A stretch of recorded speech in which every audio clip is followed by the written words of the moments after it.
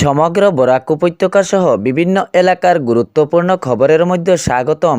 আজ হলো 28 ডিসেম্বর, 12 পৌষ রবিবার। আজকের প্রথম খবরটি হলো অরুণোদয় প্রকল্পের অনুদানে বদলিতে চলছে কিছু নিয়ম। চলতি বছরের 31 ডিসেম্বরের আগে পরিবর্তন হবে অনেক নিয়ম। টিকাভিত্তিক কর্মী, শিক্ষক, অঙ্গনবাড়ি কর্মী, বিভিন্ন পদের সরকারি কর্মীদের নাম কর্তন অরুণোদয় প্রকল্প থেকে রাজ্য সরকারের পক্ষ থেকে স্পষ্ট বার্তা দেওয়া হয়েছে।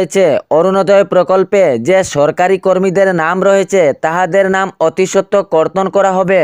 যাহারা সরকারের নিয়মিত কর্মী, শিক্ষক, পেনশন প্রাপক, স্কুলের দুপুরের আহার তৈরি করেন, অঙ্গনবাড়ি কর্মী, এসবদের নাম কর্তন হবে অরুণোদয় প্রকল্প থেকে। চলতি বছরের 31 ডিসেম্বরের মধ্যেই কর্তন করা হবে তাহাদের নাম। কড়া নির্দেশ জারি অসম সরকারের পক্ষ থেকে। স্কুল বিভাগের কর্মীদের নাম যদি অরুণোদয় প্রকল্পে থাকে তাহলে তাহাদের নাম কর্তন করা হবে 31 ডিসেম্বরের মধ্যেই। এর পরবর্তী খবর, ভারত বাংলাদেশে যদি যুদ্ধ শুরু হয় তাহলে মিয়া মুসলমানরা বাংলাদেশকে সমর্থন করবেন, এমন মন্তব্য করলেন অসমের মুখ্যমন্ত্রী ডক্টর হিমন্ত বিশ্ব শর্মা। তিনি জানিয়েছেন, ভারতে বসবাসকারী অর্থাৎ বিশেষ করে রাজ্যে বসবাসকারী মিয়া মুসলমানরা সমর্থন করবেন বাংলাদেশকে।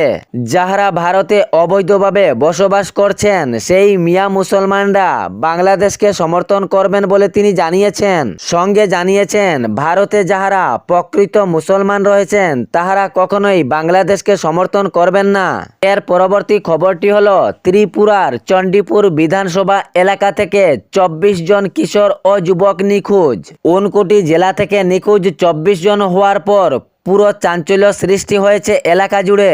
বিভ্রান্তিতে পড়েছেন এলাকাবাসী।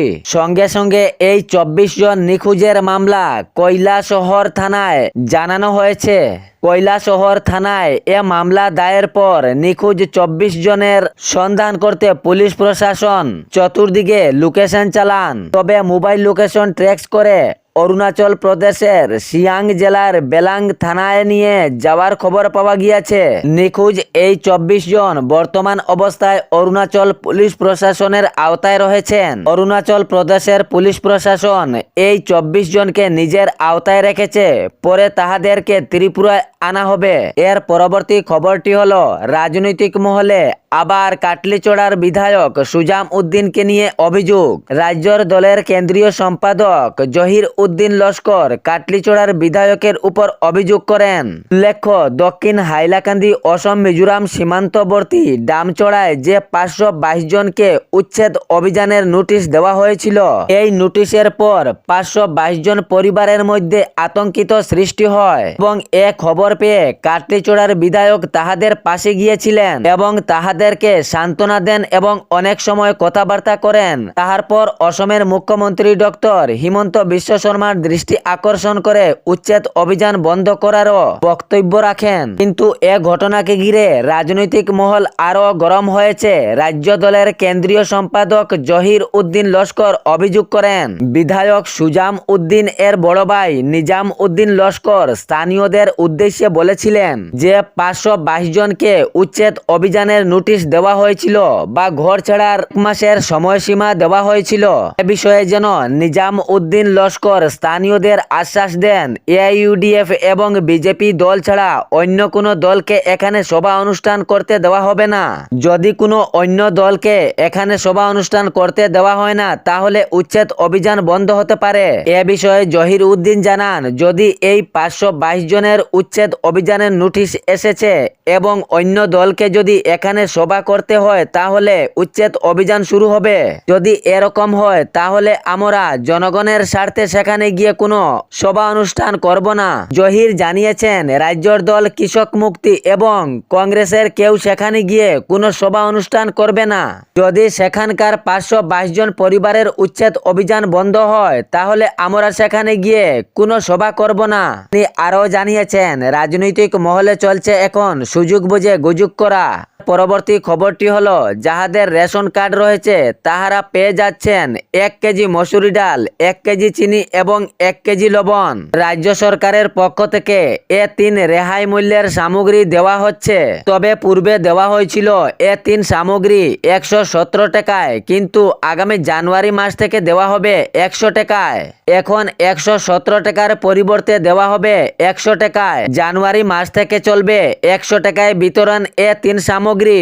হাইলাকান্দির খাদ্য ও গণবন্টন গ্রাহক পরিক্রমা বিভাগের অ্যাসিস্ট্যান্ট ডিরেক্টর এক বিজ্ঞপ্তিতে খবর জানিয়েছেন, আগামী জানুয়ারি মাস থেকে 1 কেজি মসুরি ডাল 60 টাকা, 1 কেজি চিনি 30 টাকা, 1 কেজি লবণ 10 টাকায়, সর্বমোট তিন রেহাই মূল্যের সামগ্রী পাবেন 100 টাকায়। প্রথমে ঘোষণা করেছিলেন অসমের মুখ্যমন্ত্রী, আগামী জানুয়ারি মাস থেকে তিন সামগ্রী পাওয়া যাবে 100 টাকায়। তাই তিন সামগ্রী এখন সরকারিভাবে ধার্য করা হয়েছে। তাই হাইলাকান্দির খাদ্য ও গণবন্টন গ্রাহক পরিক্রমা বিভাগের অ্যাসিস্ট্যান্ট ডিরেক্টর এক বিজ্ঞপ্তিতে খবর জানিয়েছেন।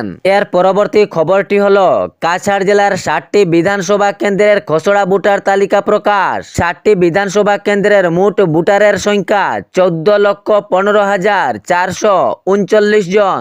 পূর্বের তুলনায় ভোটারের সংখ্যা বেড়েছে 21,957 জন। ইয়াতে পুরুষের সংখ্যা 7,01,888 এবং মহিলার সংখ্যা 7,13,533।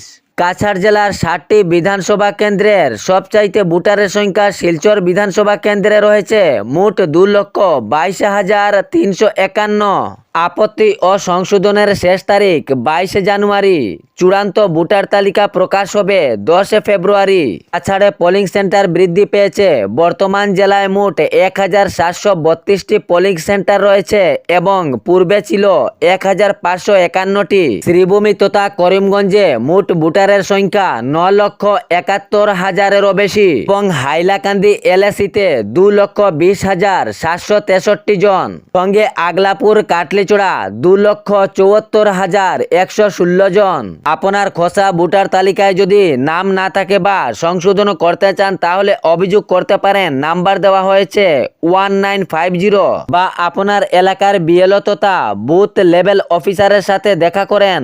আপনার খসড়া ভোটার তালিকায় নাম রয়েছে কিনা তা চেক করার জন্য আপনি voters.eci.gov.in ওয়েবসাইটে গিয়ে সহজে দেখতে পারবেন এবং কোনো আপত্তি ও সংশোধনের জন্য 1950-তে কল করতে পারেন বা আপনার এলাকার বিএলও তথা বুথ লেভেল অফিসারের সাথে যোগাযোগ করতে পারেন। এ ছিল বরাক উপত্যকা সহ বিভিন্ন এলাকার গুরুত্বপূর্ণ খবর। এরকম নিত্য নতুন খবর পাওয়ার জন্য চ্যানেলটি সাবস্ক্রাইব করে রাখবেন এবং ভিডিওটি লাইক করে শেয়ার করতে ভুলবেন না, যাতে সঠিক সংবাদগুলো অন্যজনের কাছে পৌঁছায়। ধন্যবাদ।